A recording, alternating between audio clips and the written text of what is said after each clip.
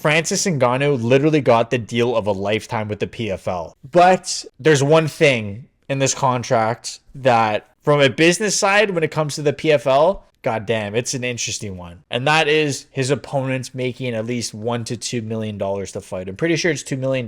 First, let me just, before I go on this rant, let me just preface this by saying I 100% love the fact that these guys are getting paid $2 million. I love that. I want the fighters to make as much money as possible. That is fucking sick.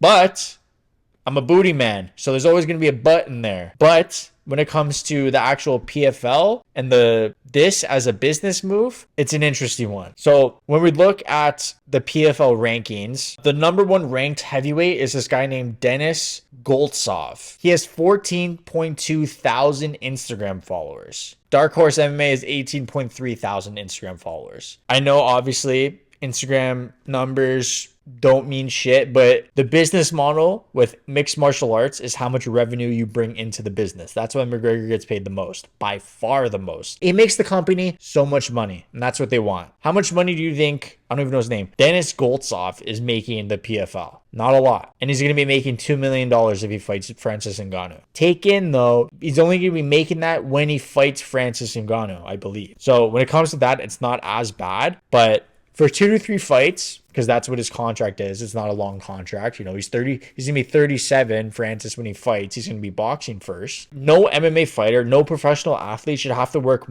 fucking 2 jobs to support themselves, to support their family. Like the fact that, what's his name? Hands of Steel, Geoff Neal. Geoff Neal? What the fuck's his name? I forget. Hands of Steel, Geoff Neal. Let's say it's Jeff. My name's Jeff. He was working at like a Kelsey's or a restaurant and fighting in the UFC, and he was like a top 10 UFC welterweight contender. That is crazy to me. So do I think that this Dennis guy should be making $2 million?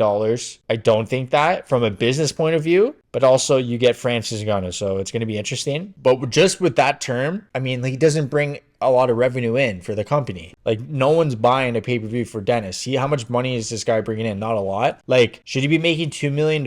I don't think so, business point of view, but like 500K after taxes and everything. So maybe let's say $1 million, I guess. I don't know. Even then, like, that's even a lot. And then also when it comes to like the 50% split of pay-per-view with Francis getting a piece of the gate sales and all that kind of stuff, that makes sense because, again, numbers don't lie. You guys are going to make fun of me probably. Some people are going to be in the comments chirping me, chipping, yipping. But the thing is, that's a reflection of the popularity. And the more popular a fighter is, the more money they're going to bring into the company. McGregor has like 45, 50 million Instagram followers. He's the most followed UFC athlete, and he also happens to bring in the most money. You think that's a coincidence? Obviously not. It's the popularity. This guy's 14,000 followers. He's not going to bring in a lot of money. The PFL has like 670,000 The PFL has like 647,000 followers. Francis Ngannou has like several millions. So he's literally bigger than the organization. So that makes sense when it comes to him getting 50% split and the piece of the gate.